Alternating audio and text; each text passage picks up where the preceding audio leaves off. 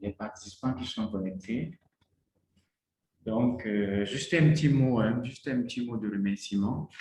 D'abord, bonjour à tout le monde. Voilà. Bonjour à tout le monde. Bonjour à toutes les personnes qui se connectent de partout. Actuellement, nous sommes à environ 30 personnes qui sont déjà connectées sur un effectif de près de 90 personnes qui se sont inscrites. Pour ouvrir cette discussion, l'Institut Panos voudrait remercier le Conseil supérieur de la communication qui a bien voulu parrainer cette activité. Malheureusement, le président s'excuse en raison de son agenda. Nous voudrons également remercier tous les responsables des rédactions, les journalistes et aussi les chercheurs qui se sont joints à cet événement, tant en tant que panélistes qu'en tant que participants, pour partager avec nous tous leur expérience et leur savoir. Nous voulons remercier également les modérateurs et tous les participants que je n'ai pas cités ici, là, chacun dans son rôle, dans son titre. Donc, au nom de l'Institut Panos, vraiment, nous vous souhaitons tous la bienvenue à cette webconférence qui est consacrée à la production de contenus éditoriaux sensibles aux genre en période de crise et de conflit en Afrique de l'Ouest. Vous êtes là aujourd'hui, vous serez là environ 80 participants originaires d'une douzaine de pays d'Afrique de l'Ouest et d'ailleurs, avec des profils riches, aussi divers que variés. Et le dominateur commun de nous tous ici, c'est la pratique du journalisme sensible au genre. Certains pratiquent déjà cela, d'autres l'enseignent, et d'autres parmi vous s'interrogent encore sur son contenu même parce que ça devient un concept nouveau. Et nous espérons qu'à la fin de cette discussion, des réponses seront apportées à ceux qui n'ont pas encore une vision claire de ce que c'est que le journalisme sensible au genre, de son enjeu et son importance à l'heure actuelle. Donc, je voudrais tous vous remercier ici, là, au nom de l'Institut Panos. La présence des hommes de médias, des chercheurs, des universitaires, des organisations d'appui aux médias comme AMS ou bien Fondation Hirondelle, pour leur intérêt et leur disponibilité à partager leur expérience au cours de cette conférence. Et nous voulons remercier une fois de plus le CNRA qui nous a apporté son appui politique pour l'organisation de cette réunion aujourd'hui. Alors, pourquoi l'Institut Panos voudrait organiser une conférence ou bien organiser une conférence sur le journalisme sensible au genre en Afrique de l'Ouest? Tout d'abord, un constat, c'est que les femmes continuent d'être marginalisées dans les contenus médiatiques. Je vais prendre pour référence entre 2015 et 2020, après les études faites par le DFMD, il n'y a vraiment pas eu de progrès révolutionnaire sur la représentation des femmes en tant que sujet et en tant que source de l'information. D'après le rapport 2020 paru hier seulement à 12 heures,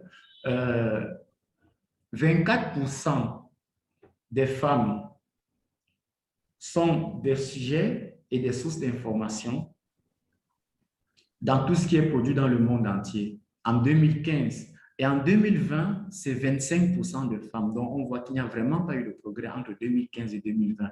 Et si on revient en Afrique, nous avons 22% de femmes qui sont des sujets et des sources d'information en 2015 et en 2020. Ça, c'est dans le contexte purement africain. Vraiment pas de progrès, même de 0,001% au bout de ces 5 années. Et dans ce même rapport, au cours de ces 5 dernières années, seulement 6% du volume d'informations produit par les médias du monde entier est centré sur les femmes, comparativement en 2015 où on avait 10% de volume d'informations centré sur les femmes. On se demande bien pourquoi cette régression compte tenu du contexte, des différents contextes dans lesquels nous vivons aujourd'hui. Les rapports de monitoring de contenu réalisés par IPAO vont dans le même sens parce qu'en 2017, sur un échantillon représentatif des médias sénégalais et des médias maliens, 5,5% seulement de contenus médiatiques sont centrés sur les femmes. Donc, nous voyons bien que les médias n'ont vraiment pas, ou bien, on ne sait pas, n'ont pas d'intérêt à produire des contenus centrés sur les femmes. Alors, dans le contexte de la pandémie, on aurait voulu que les chiffres statistiques soient autres, mais le rapport du Global Monitoring Media Project révèle une fois de plus que Sur les contenus éditoriaux produits sur la pandémie à l'échelle mondiale, seulement 28% sont centrés. Seulement 28% des sujets et sources d'information sont des femmes. Donc, nous voyons là un score qui n'est vraiment pas éloigné du score que nous avons recueilli en période normale lorsque les médias couvrent des sujets un peu généraux.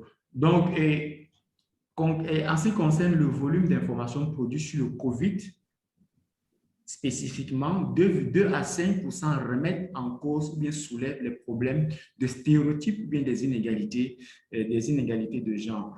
Et les études menées par IPAO en 2020 sur la même question, donc la production de l'information sur le COVID, révèle par exemple qu'au Mali, au Sénégal comme en Côte d'Ivoire, c'est en moyenne 6% des contenus produits sur le COVID qui sont centrés sur les femmes et que ces dernières représentent à peine 10% des sources d'information. Donc, chacun peut tirer sa conclusion et peut-être convenir avec nous qu'il semble que les médias se caractérisent davantage par des contenus qui sont déséquilibrés ou bien biaisés ou discriminatoires. Et on se demande si est-ce que les médias faillissent à leur obligation professionnelle d'équilibre de l'information ou de diversité des sources. Est-ce que les médias faillissent à leur responsabilité sociale et à leur rôle de service public? Le constat, il est clair et sans équivoque. Les femmes, dans le monde, là, nous sommes plus seulement dans un contexte africain, les femmes dans le monde semblent être des oubliés, des grands oubliés des médias et l'image de l'information est masculin. L'information est masculin. Alors, on se demande comment est-ce qu'on peut combler ces gaps d'invisibilité des femmes dans les contenus médiatiques?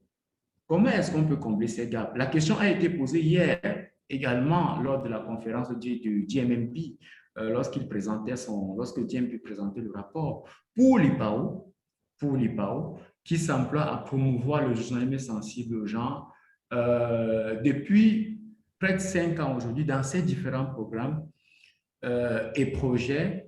Nous avons apporté une certaine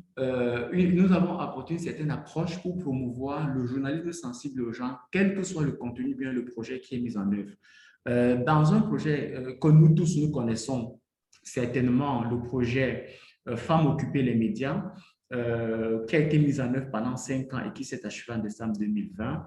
C'est près de 720 journalistes qui ont bénéficié d'une formation sur le journalisme sensible aux gens dans 4 pays, notamment le Mali, le Niger, la Côte d'Ivoire et le Sénégal, et plus de 1500 contenus éditoriaux sensibles aux gens qui ont été produits par ces journalistes-là. Des ressources, une vingtaine de ressources pédagogiques et méthodologiques. Ce sont des études, ce sont des guides et méthodologiques qui ont été produits et mis à la disposition des acteurs médiatiques afin de contribuer au renforcement de leurs capacités et des dizaines de réunions de sensibilisation organisées à l'intention des institutions médiatiques. Mais toutes ces initiatives à elles seules ne suffisent pas pour rendre cette pratique effective à l'échelle régionale et opérationnelle dans n'importe quel contexte. Donc, ce webinaire que nous organisons aujourd'hui, c'est une énième occasion qui s'offre à nous pour partager les meilleures pratiques et expériences dans la production de l'information sensible aux gens, tant en période normale qu'en période de crise, et de capitaliser sur ces bonnes pratiques et de créer des liens durables entre les champions du journalisme sensible aux gens que vous êtes ou bien que nous sommes amenés à devenir, tant à l'échelle nationale qu'à l'échelle régionale. Alors, chers amis, ce webinaire va durer maximum 2h30. Ça, c'est au maximum. C'est prévu pour 2h, mais c'est au maximum 2h30. Il sera subdivisé en 3 sessions. La première session posera les questions majeures d'indépendance et de professionnalisme des acteurs médiatiques en situation normale, comme en situation de crise. Et d'autre part, il sera question ici de voir quelles seront les dispositions qui sont mises en place par les différentes plateformes de communication, notamment Facebook, pour encadrer la désinformation, la mésinformation, l'apologie de la haine, la violence, l'incitation, l'appel aux inégalités, sans pour autant limiter l'espace civique d'expression des citoyens et leur droit à l'information.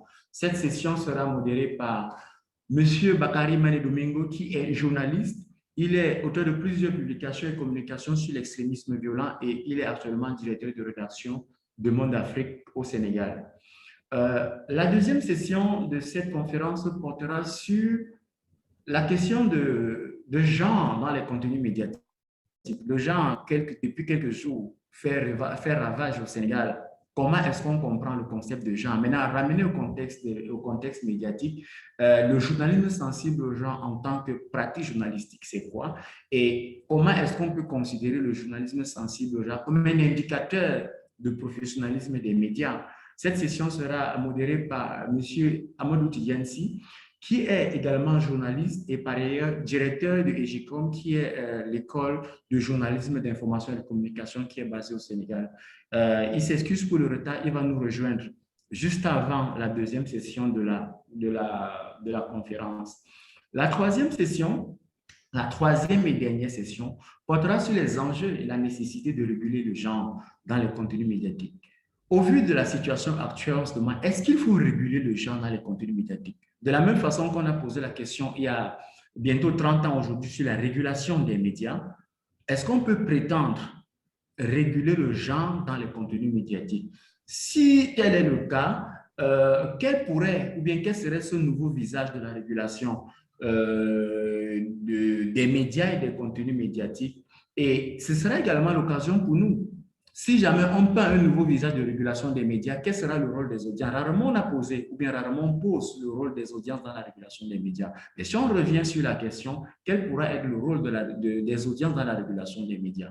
Cette session devrait en principe, je dis bien devrait en principe être animée par M. Tidiane Togola, qui est directeur exécutif de la Fondation Twini, une institution d'appui aux médias et d'aspect civil au Mali. Mais il s'est excusé juste une heure avant le démarrage pour inconvenance, pour malaise, pour le dire ainsi. Donc, nous allons trouver un autre moyen d'animer. Comme vous le voyez, chers tous, mesdames et messieurs, les panélistes, modérateurs et les participants, le menu est très copieux. Nous demeurons convaincus que l'engagement de tous et la qualité des débats feront le grand succès de cette conférence et que nous tous rentrerons de là avec beaucoup de